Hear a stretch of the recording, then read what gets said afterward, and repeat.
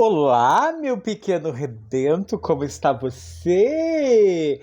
Eu tô benzaço. Estou aqui para quê, para quê, para quê?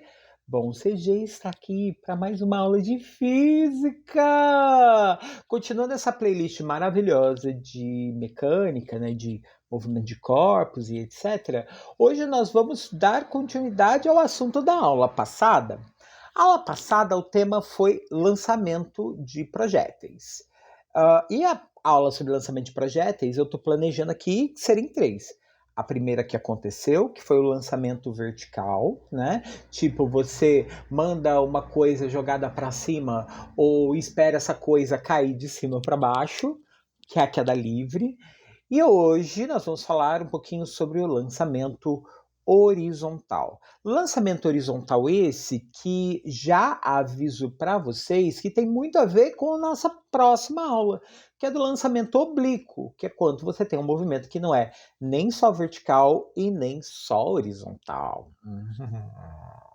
Bom, vamos lá, vamos começar com a definição, né? Mas antes disso, já que você chegou, que você tá aqui, que você tá dando atenção para esse mocinho bonito, maravilhoso, vou pedir para você curtir, comentar e compartilhar, principalmente se você fizer uso do QR Code que está aqui embaixo. Lembrando, o QR Code que está aí embaixo, ele te leva para um drive maravilhoso também, que tem um monte de material gratuito, tudo à disposição para atuar.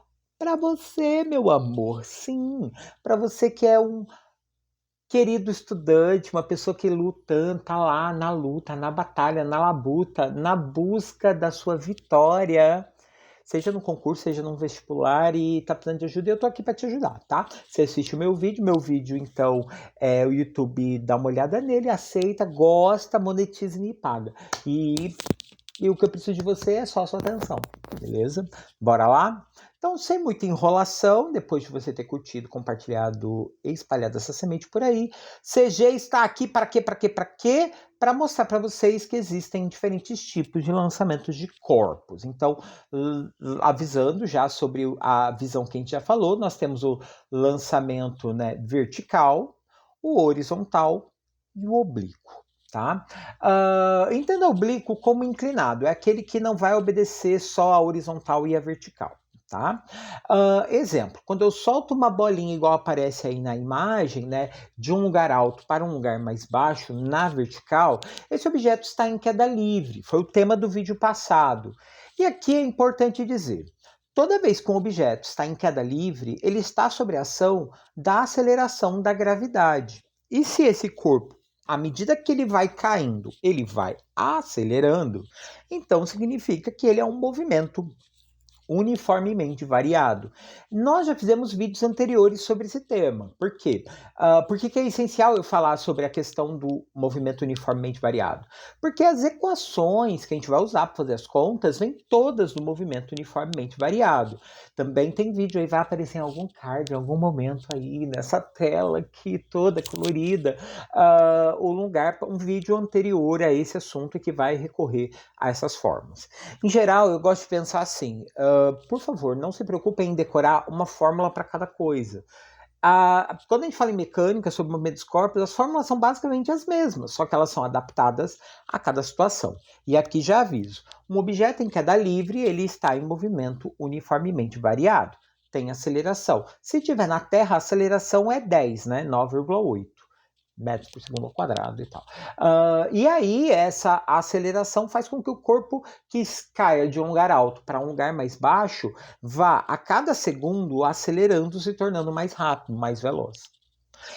Mas a gente não pode esquecer que existe também a situação oposta, que é eu pegar uma bolinha, por exemplo, e em vez de jogar ela para baixo, deixar ela cair, eu jogo ela para cima. E qual a realidade que a gente vai encontrar nesse caso? É basicamente um corpo que vai desacelerar até o ponto em que ele para e cai de volta. Lembrando que, da mesma forma que ao cair ele acelera a 10 metros por segundo ao quadrado, ao subir ele desacelera, né, com menos 10 metros por segundo ao quadrado. tá? Bom, voltando aqui, o tema da aula de hoje vai ser o movimento horizontal, né? Quando a gente lança um objeto horizontalmente, a gente tem que imaginar que esse objeto horizontalmente está num ambiente ideal. E esse ambiente ideal é um ambiente na qual o corpo que está sendo lançado é muito pequeno, muito leve, para o peso dele não ser uma influência, e ele está trajetando, né? Ele está se movendo em linha reta, tá? Nestes casos ideais, a gente diz que o movimento é absolutamente uniforme, porque ele não vai sofrer a aceleração da gravidade.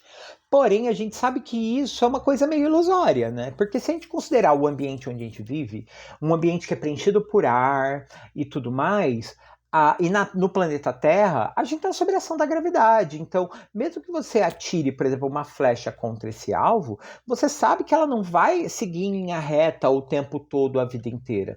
Vai haver um momento em que o peso dessa flecha e, obviamente, né, a ação do planeta Terra sobre essa flecha vai trazê-la para o chão e aí ela vai cair. Mas a gente sabe que boa parte do movimento em linha reta vai ser um movimento horizontal e seguindo as regras do movimento uniforme. Sendo assim, não tem aceleração, sendo assim, ele vai usar as mesmas fórmulas que a gente usa lá no movimento uniforme, as fórmulas básicas. E o movimento oblíquo, que é o tema da aula que vem, né, que aliás é onde a gente mais acha questões de vestibular falando a respeito, mas é aquela história, não dá para falar de movimento oblíquo sem você entender bem o vertical e o horizontal, é, por exemplo, o caso de um cara que está chutando uma bola. Quando ele chuta uma bola assim, a perder de vista, ela não vai em linha reta para frente, nem vai só para cima. Ele vai fazer o movimento combinado. Geralmente esse movimento ele vai ter esse formato de parábola, né? Esse formato de Uzinho virado para baixo. E essa parábola ele vai ser uma combinação da gravidade que vai ajudar esse corpo a descer ou vai desacelerá-lo, sabe, fazendo com que ele suba até no máximo uma determinada altura. E o movimento horizontal, que vai fazer com que essa bola, no caso a bola de futebol, siga para frente, né? Seja avançada para frente e não só suba. Mas, como eu falei, isso é tema para a próxima aula. Para hoje, o que a gente precisa saber? Bom, se eu tenho que considerar o movimento horizontal, vale a pena a gente analisar uma situação besta, como, por exemplo, uma bolinha que está lá em cima de uma mesa e a gente deixa ela rolando ali sozinha.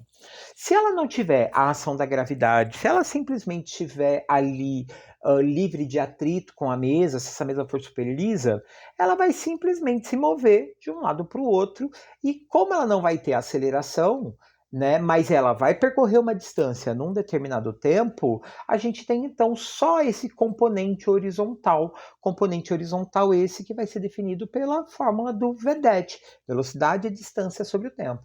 Então, se eu sei a distância que essa bolinha percorreu e o tempo que ela gastou para fazer o percurso, eu calculo a velocidade dessa bolinha. Tá. Mas aí, comparando com o movimento vertical, vamos pensar na segunda situação. Essa bolinha já na ponta da mesa. E aí essa bolinha cai e chega então até o chão. Como a gente tem aqui um movimento vertical, aqui a gente está falando só do movimento vertical, em queda livre, você vai ter então o componente vertical, que ele vai ter aceleração. E aí, nesse caso, eu preciso de uma equação um pouco maior, né? Que essa aqui é a função horária do movimento uniformemente variado, né? A gente já fez vídeos falando sobre ela, como decore e tudo mais. Nesse movimento é necessário falar aqui a distância que a bolinha cai é importante, então ali a altura, né, que é o S, né, S de distância, a distância importa. A velocidade de partida importa, mas se a bolinha estava parada na ponta da mesa e começou a cair, então significa que lá em cima a velocidade dela é zero, né? O tempo que ela cai importa e a aceleração da gravidade ali, a aceleração daquele movimento é a da gravidade da Terra. Então, fazendo ali, elimina o ponto zero, que é o ponto de partida, elimina a velocidade zero, que é o ponto de partida, a gente tem então a aceleração, o tempo ao quadrado dividido por 2, beleza? Essas aqui vão ser então as instâncias que vão ser utilizadas em todos os nossos cálculos, tá? Nessa daqui do movimento uniformemente variado, essa do componente vertical, lembrando que às vezes a gente tem uma situação na qual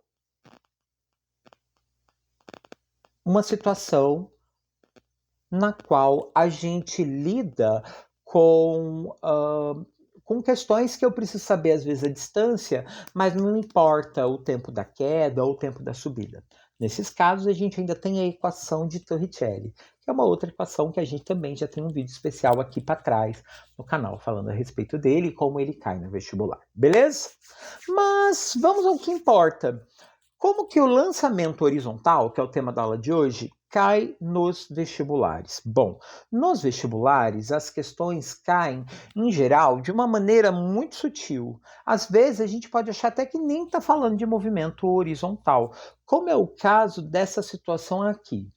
Uma questão da PUC do Rio de Janeiro, na qual a gente está falando de um pacote dos Correios que é deixado cair do avião que voa horizontalmente. Então tá assim, o avião tá sobrevoando, né, voando horizontalmente, e ele deixa cair um objeto dele.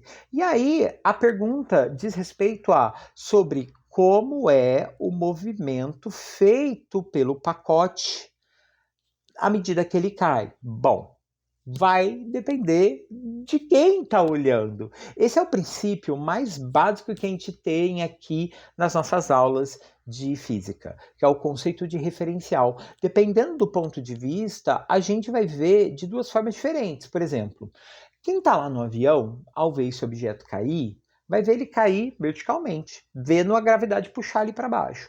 Mas isso é o ponto de vista de quem está no avião.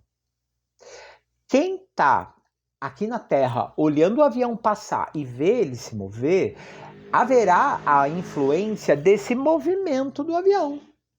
Né? A gente vai ver aqui nos próximos vídeos sobre a primeira lei de Newton. A primeira lei de Newton diz respeito à inércia. E a inércia diz, mano, se um corpo está se movendo numa direção, ele tende a continuar se movendo naquela direção. Então, tipo, se eu solto a caixa de correio e eu estava dentro desse avião, a caixa de correio vai tentar manter a mesma velocidade. Então, o que vai acontecer? Para quem está lá de cima, a gente vai ver a bomba, né, ou a caixa de correio cair verticalmente. Mas quem olha daqui de baixo vai ver esse movimento que é oblíquo, né? Esse movimento que é uma parábola, né? Um movimento parabólico.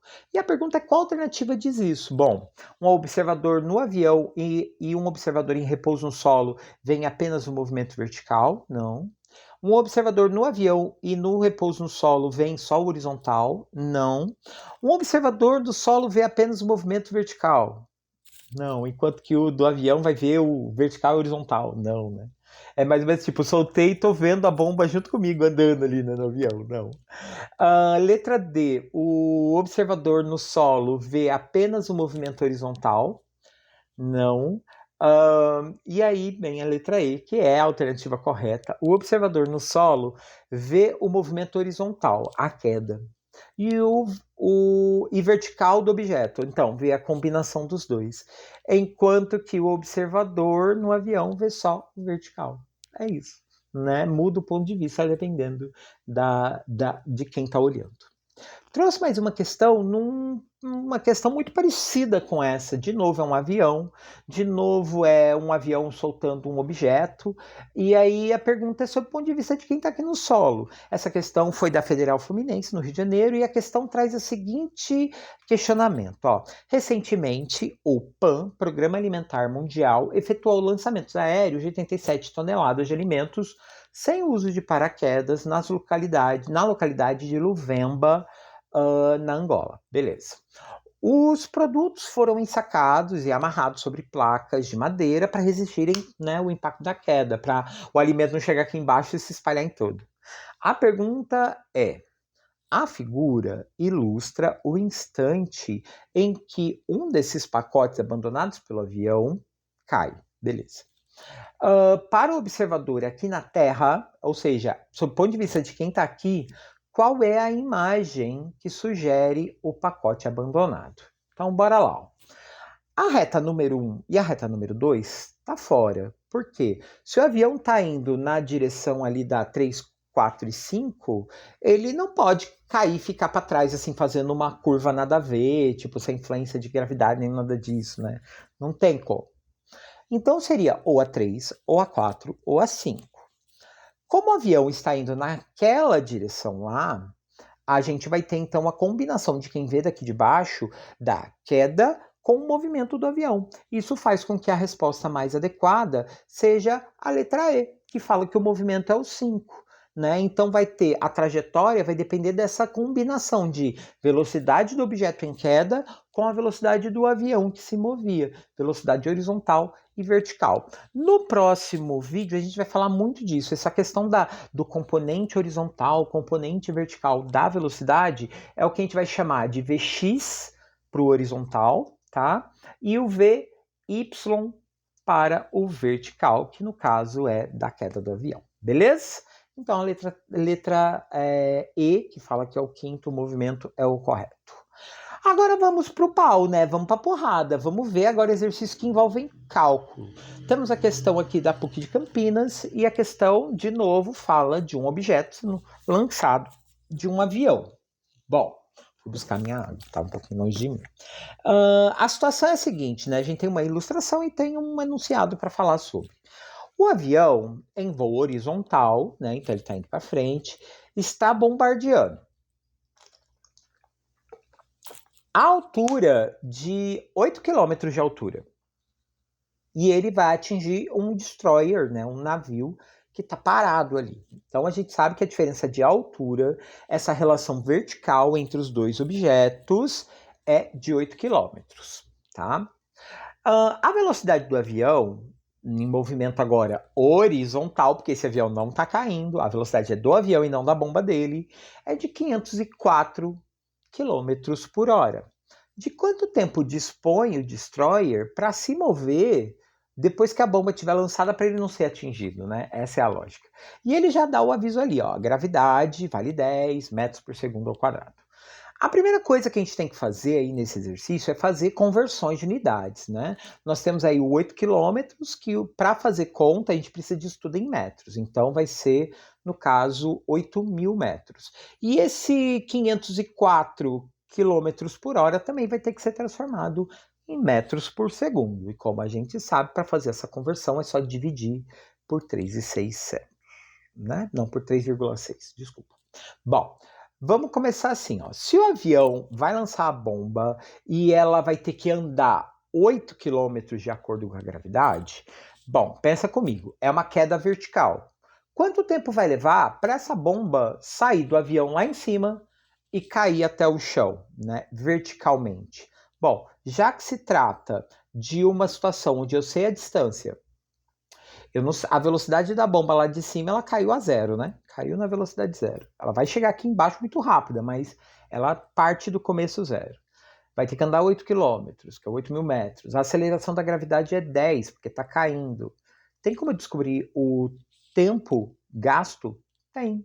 A gente vai usar a função horária do MUV, do movimento uniformemente variado, que é o quê? Distância final é igual a distância inicial mais a velocidade inicial, o tempo, aceleração e tempo ao quadrado, dividido por 2. De partida, a gente já pode cortar coisa aí, porque tem zeros, que é o ponto de partida que vale zero, eu posso tirar aquele zerinho dali, e a velocidade zero, que posso tirar dali também. Sobra o quê? O 8.000, que está nesse canto de cá, e os 10 vezes tempo ao quadrado sobre 2. Bom, vou fazer a divisão do 10 sobre 2, vai dar 5. E esse 5 que está vezes esse lado, ele pode passar dividindo para o outro. Então fica 8.000 dividido por 5, que vai dar 1.600.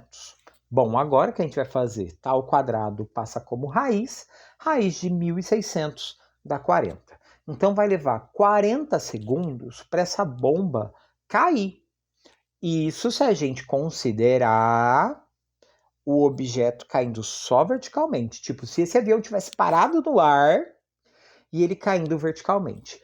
Porém, agora eu tenho que pensar na forma como o avião se movimenta. Ele está se movimentando horizontalmente. E a gente sabe que ele está ali num planejamento de uma velocidade de 540 km por hora, onde você tem 40 segundos. Só que agora a gente vai pensar horizontalmente. Horizontalmente não tem influência da aceleração.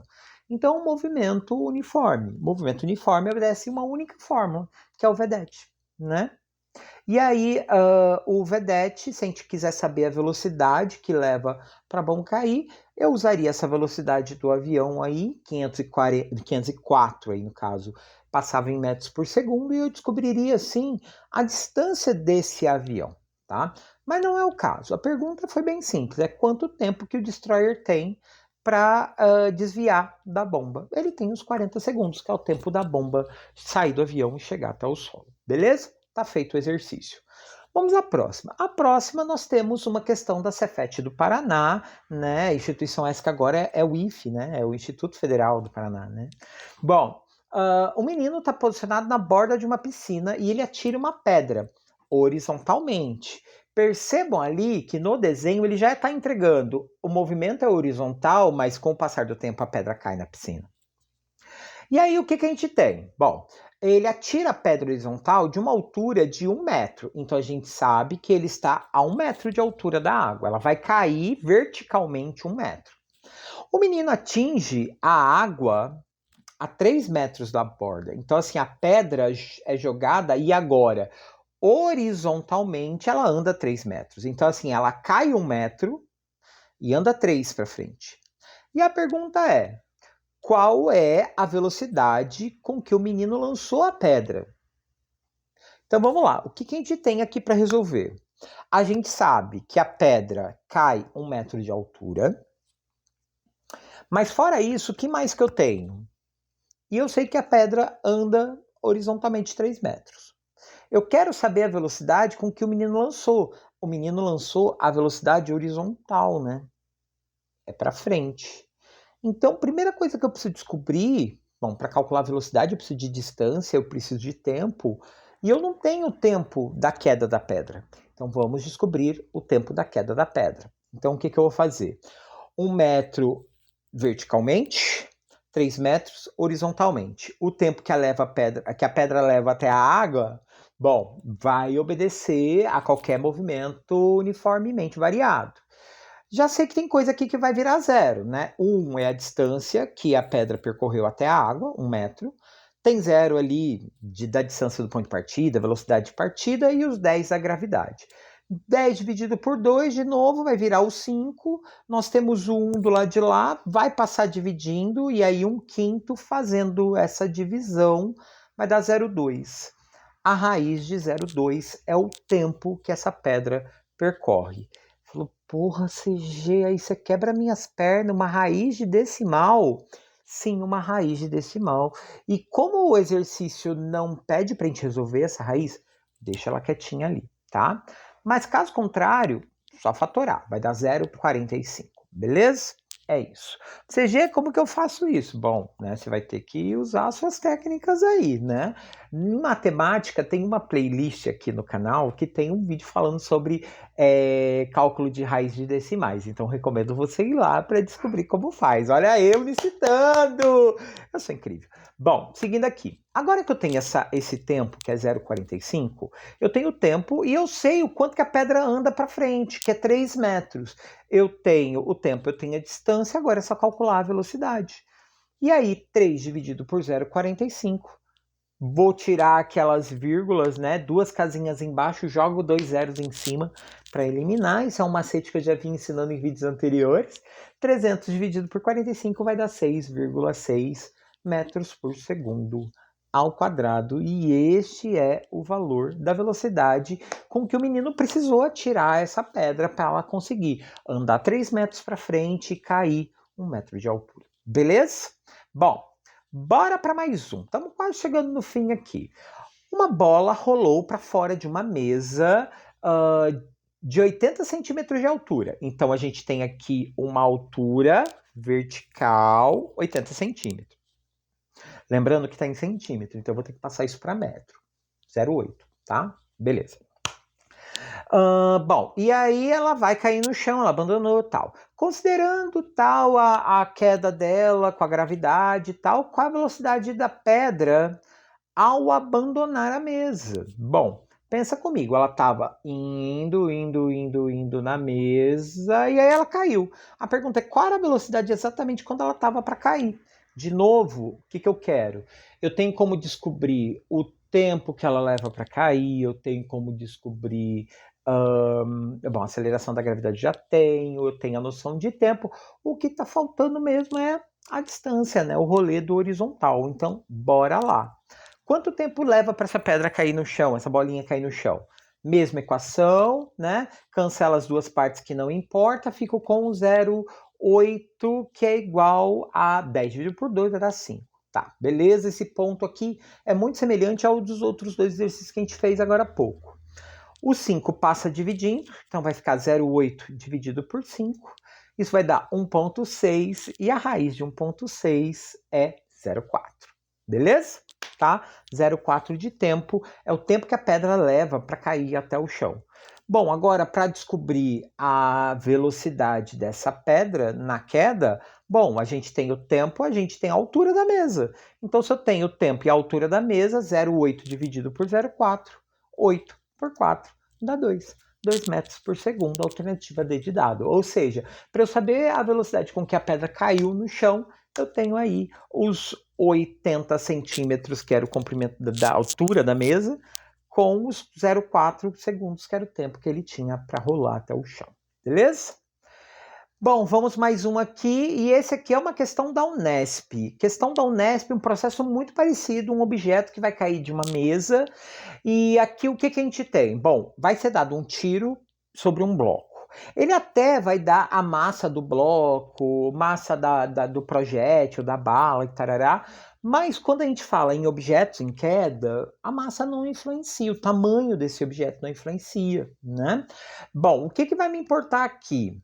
A altura dessa mesa, que é 1,25 m, e vai me importar também a distância que ela anda para frente, né? Esse D, que aqui ele está dizendo que foi 5 metros.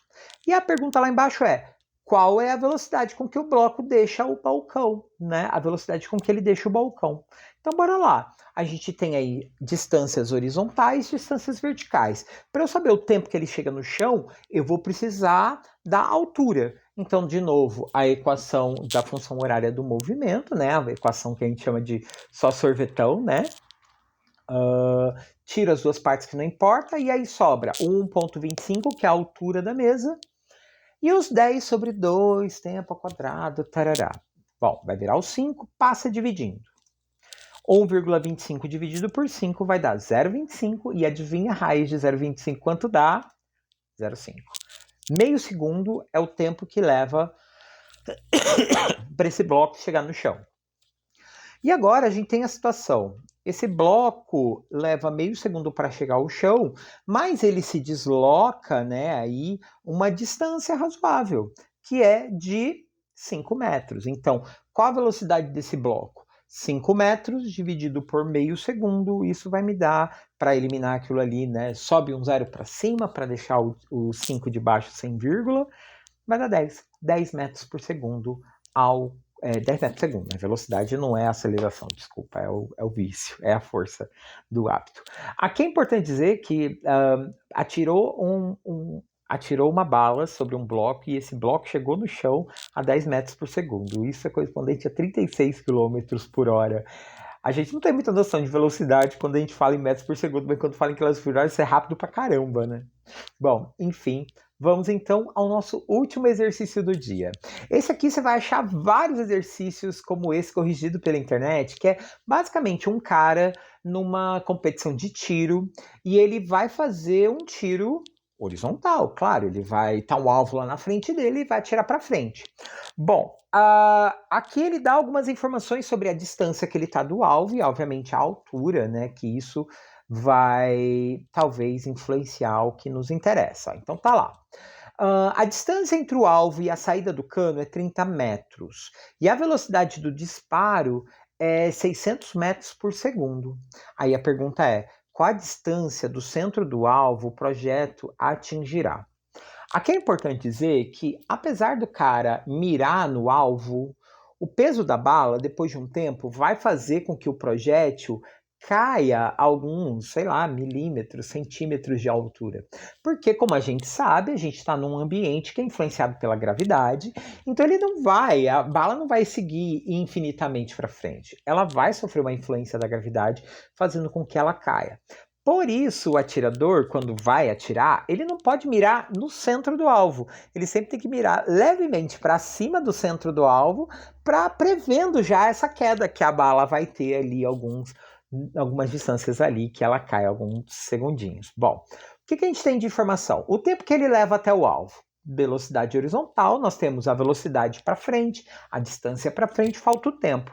630, o 600 passa vezes o tempo, depois passa dividindo, 30 sobre 600 vai dar 0,05 segundos.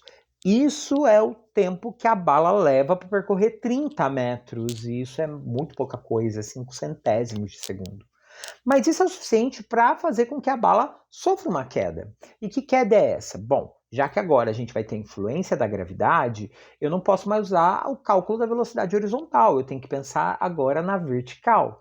E aí eu vou usar aquela equaçãozona, a equação da função horária, onde eu vou tirar dois itens aqui que não me importam, né? Que seria a do zero e do zero. Lembrando que agora a gente tem o tempo, né? Então o tempo ele entra na incógnita da letra T, né?